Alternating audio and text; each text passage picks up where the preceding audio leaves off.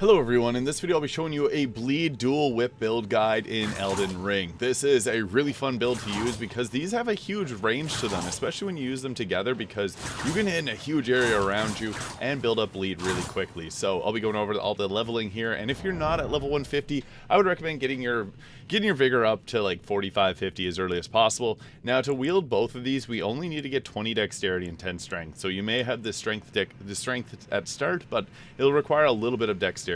I would also recommend first getting your faith up to 15 and then also getting your arcane up, as it's going to increase the blood loss scaling that we have here. So this does 114 on both of these, and that is incredible. So with the speed that these attack at, you're going to be stacking bleed with no problem.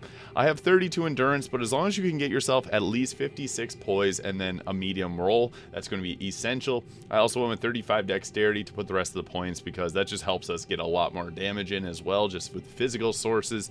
Even though we have the arcane scaling, you can go all in and take the arcane up to 80 if you'd like. And 15 faith allows us to cast a few incantations that I'll go over. As for the helmet, I recommend the white mask. Is going to give us blood loss buildup, and also the raptor's black feathers will give us jump attack bonuses, so that is really good. So also the claw talisman will also increase our jump attacks. The reason I got 35 dexterity is I'm using this Millicent's prosthesis, which is going to increase our attack power with successive attacks. I highly recommend having the Lord of Blood's exaltation, because blood loss in the vicinity will increase our attack power, and we got 2 items there that it's going to boost that up 30%. I also equipped the raw meat dumplings because your mimic will use these to heal and they can't be poisoned, so just a little pro tip there. But overall, the strategy we want to have is use the Dragon Communion Seal that scales off our arcane as well. You can also summon in your mimic with the Rotten Breath, and it's going to start using that a lot against bosses, so that's a really great strategy against any boss that you're facing off against. But we want to use Flame Grammy Strength to buff our damage, and then use a Swarm of Flies a couple times. This will allow you to trigger blood loss buildup, especially on harder enemies like a Crucible Knight. You can start off with that, and then go in with your jump attacks. So I highly recommend using L1 for most of your attacks here. So jump attacks are just going to straight up do the most amount of damage, and they hit in a pretty large area of effect as well. So that is the best part about them. We're hitting tons of damage. If you need a quick attack, hit R1, but we really want to be doing jump attacks most of the time, because they have a really good posture break to them. Rest in peace. See you later, soldier. But yeah, jump attacks with this is really our strategy. It keeps you moving and being very mobile, which is huge too, because that gives you the ability to dodge if you need to, because you're staying aware of your surroundings. So this is a fun build to work with, because just the amount of damage that you deal is incredible. Now we do build up pretty quickly, but unfortunately we're able to take these enemies out before you'll see that come to fruition, because it's usually on the second attack there you're going to see the bleed build up is hit. So on bosses, this will just take probably like 5 or 6 hits of L1, because you're going to hit twice whenever you do this. So if you go in with a couple jump attacks here and there, just keep building it up, it's going to deal an incredible amount of damage. Now since we have our arcane so high, we can also go with some different spells. As for the Ash of the War, I just like Bloodhound Step for mobility.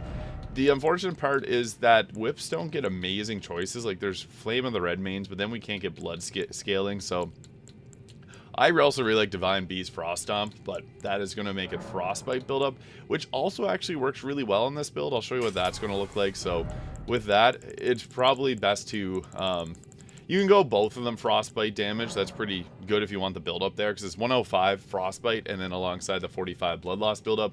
But you're probably better off going with your stats higher in your dexterity if that's the case, because it's going to add intelligence-based scaling. So that is one downside to it, but you can get a good amount of damage out, because the Frostbite build-up is really nice for increasing the damage the target takes by 20% once it triggers.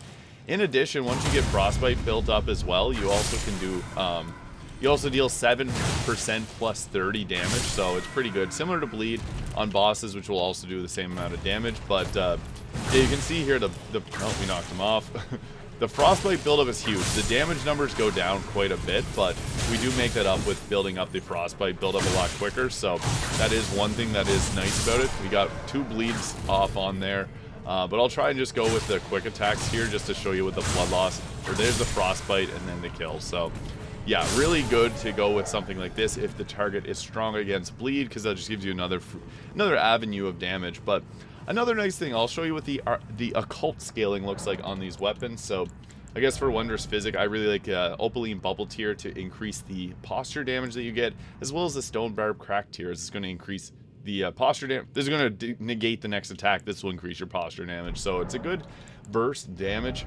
But yeah, if we go with regular Bloodhound Step here, and then we add in the Occult Scaling, this increases the damage quite a bit. So then if you want to go more of a physical damage, I would use the Occult Scaling. The only unfortunate part, I wish that you would be allowed to use like Greases or Blood Flame Blade if you go with the Occult Scaling, but the damage just is a bit higher, so it is worthwhile going with something like that. So if you're not so much focused on the bleed buildup, you can go with the Occult Scaling, and you can see there we're able to one-shot, so that's kind of nice.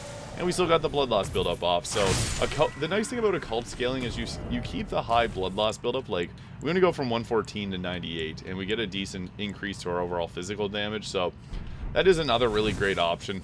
Some people sleep on the Occult Scaling. It's actually quite good if you invest it in your scaling in Arcane, because you can still hit big numbers, and like we're getting one-shots there, and we don't even have Flame Grant Me Strength active, so that is really nice. The dual whip build is very powerful and a whole lot of fun in Elden Ring.